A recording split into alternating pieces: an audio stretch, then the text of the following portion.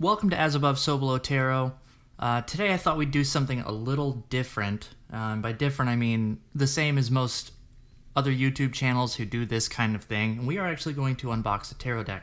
Now I have in front of me the Antique Anatomy Tarot by Claire Goodchild. So we are going to get this bad boy opened up.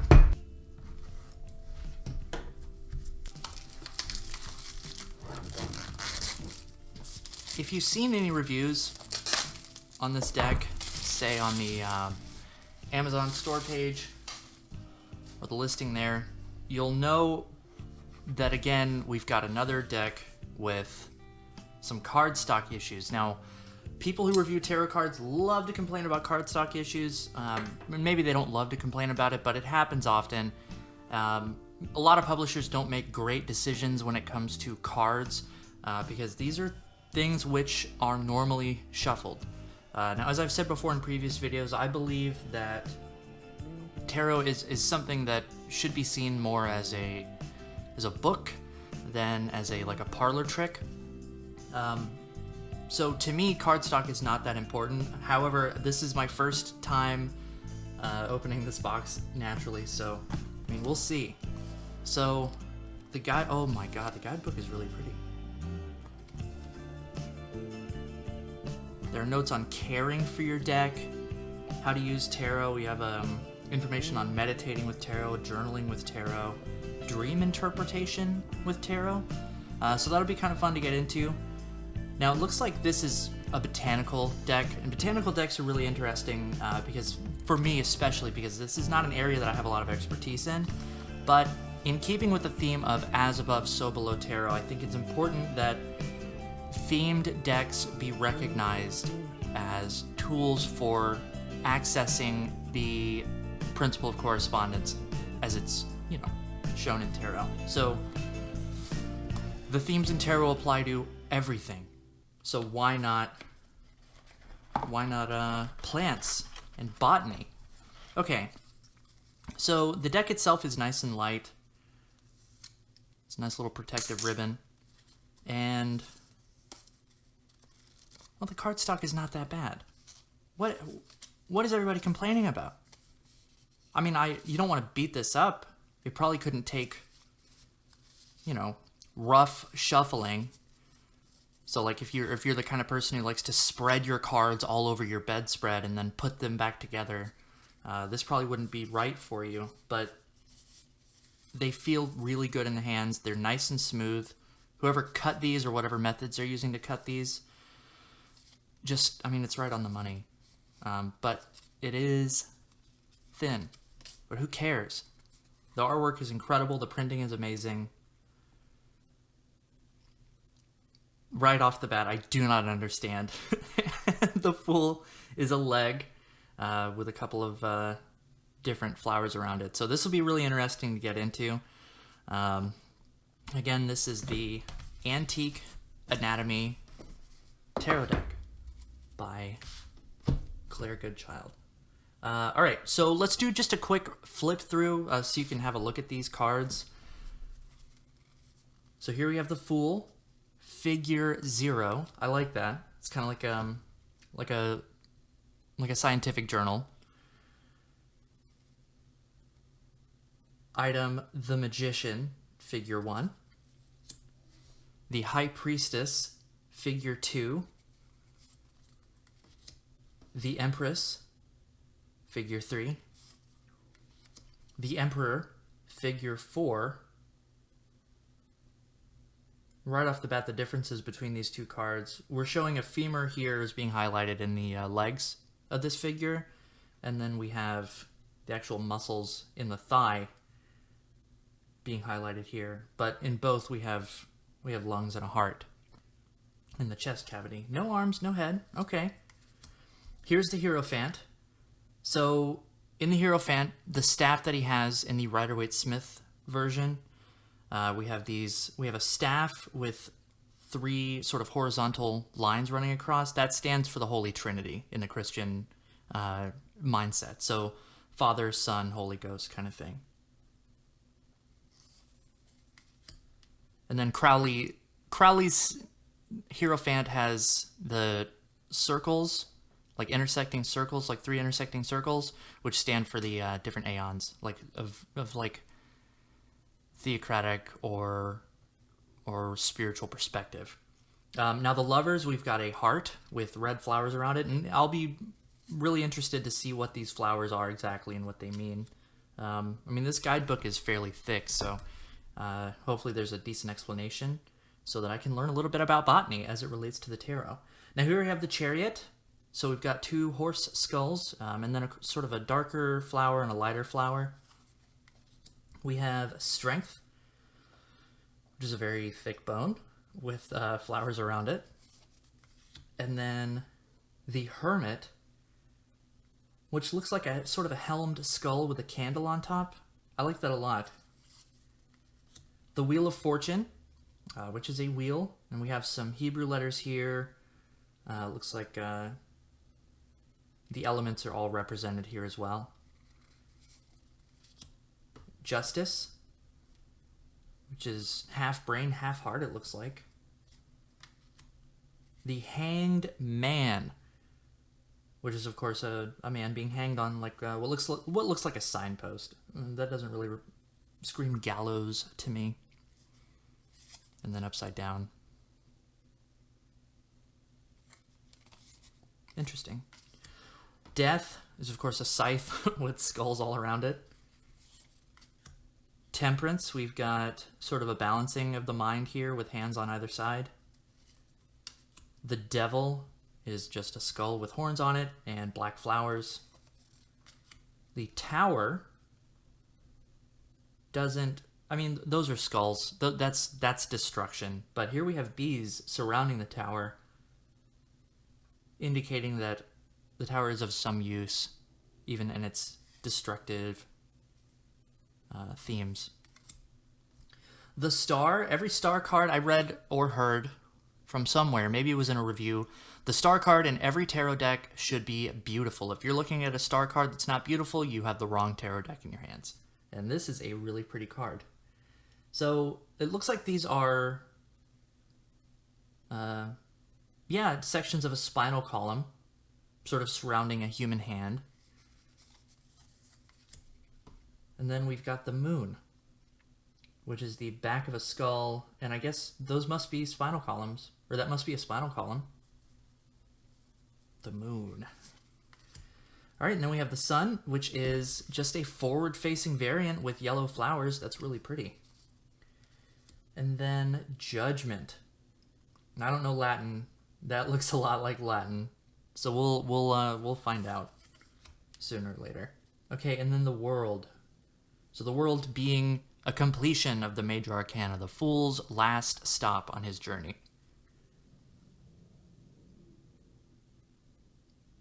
It looks like we do have like zodiacal attributions here. Then the human torso. And then, of course, the wreath, as seen in most tarot decks. I believe those are the fixed signs of the zodiac. Okay, so suit 1, we have Elixirs. So this is obviously the water suit, so cups in other variants, or chalices. So there's our ace of Elixirs. There's our 2 of Elixirs. We've got a love tonic and a passion tincture. So those are pretty easy correspondences there.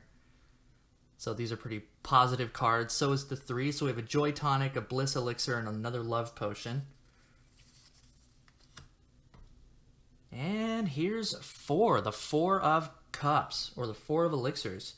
So we have heroin, arsenic, morphine, and cyanide. So obviously very negative attributions in this card.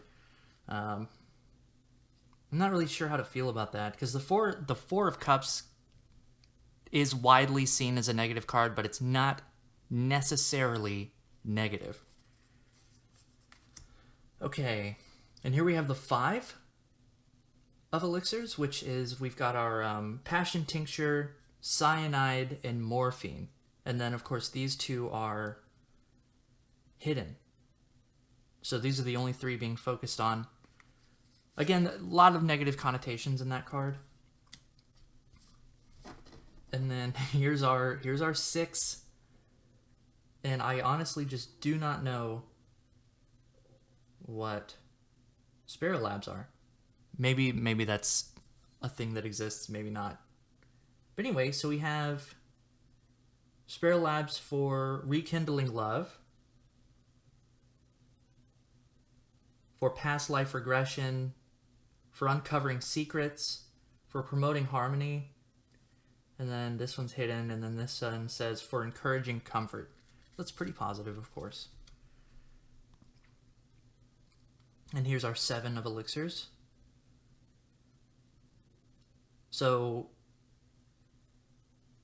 I'm not 100% positive on what the attributions are. Like they're not very plainly stated in this card. And we've got the 8. A let go potion and a wake up potion. Despair, soul journey, aura cleansing, the void. I love that. Wish tonic, bliss brew, love potion, joy elixir. Number 8 and number 9, and then number 7, 6, and 5. Okay, great. So that's the 9 there. And then the venerable 10 of cups, which here we have all very positive meanings for the ones that aren't hidden.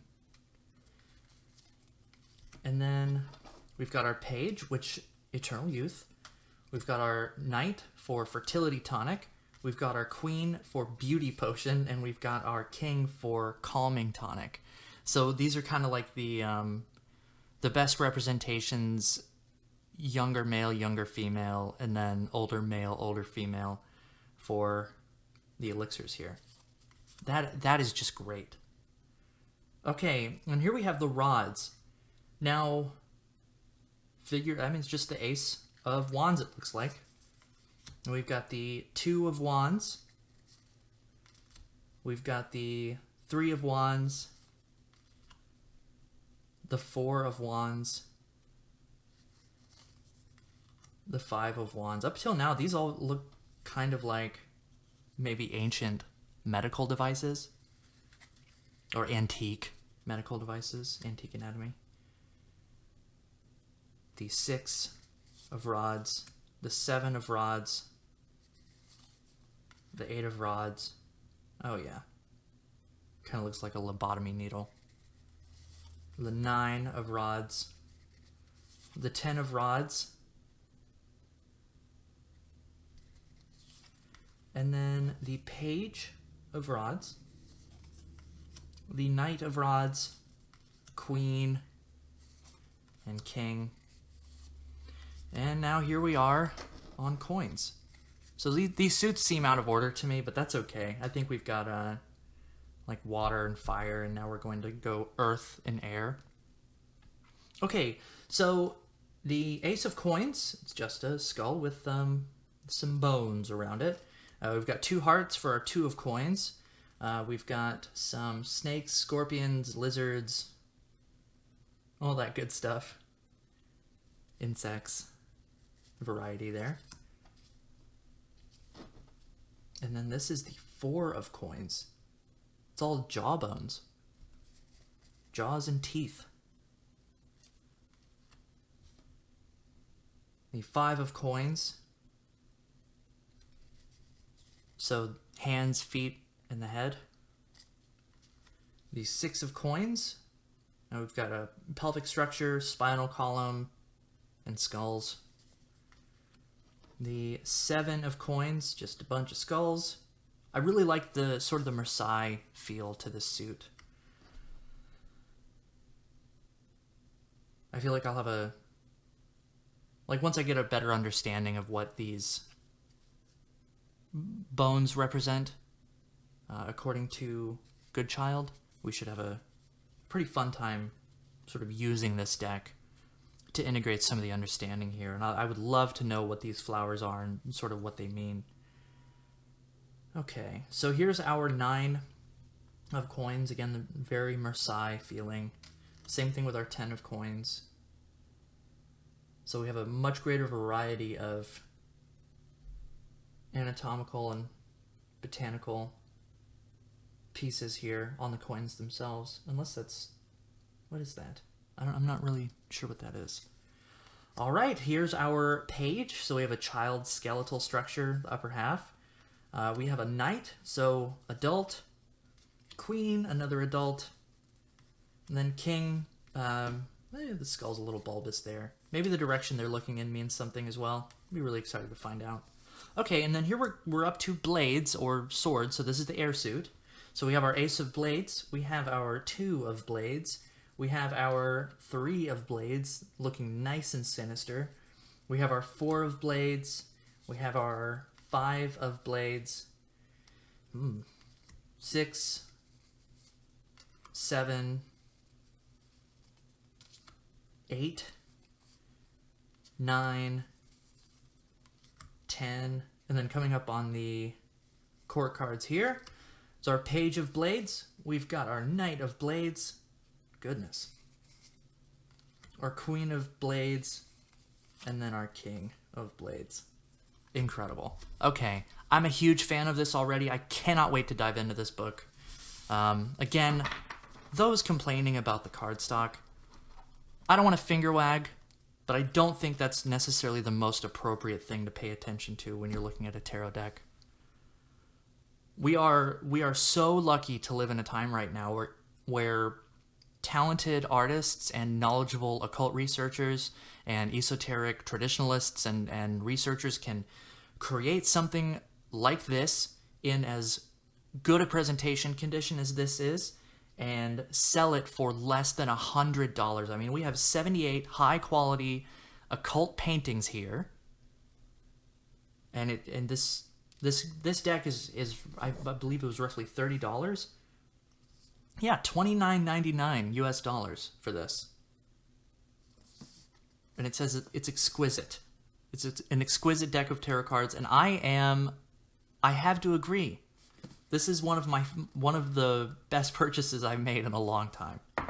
All right. So I hope if you are looking into sort of broadening your horizons, looking at different niche aspects of tarot and sort of how they relate to other aspects of tarot, Rider-Waite-Smith is great. The Thoth system is fun, but sometimes we can get sort of sucked into these esoteric systems of research and of thought, and maybe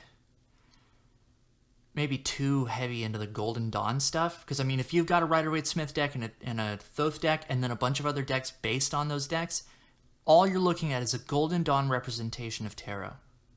So it's the reason that decks like this and decks like the Marielle Tarot and some other decks, a few of which I may discuss here soon on this channel, they're so important to look at. So if you can, I would say pick this up. Just know that if you're the kind of person who beats your cards up and needs something that will withstand some rough shuffling, this might not be your go-to for reading, but any perspective on tarot is valuable. Okay, that's it for me. Peace out. Thank you for watching.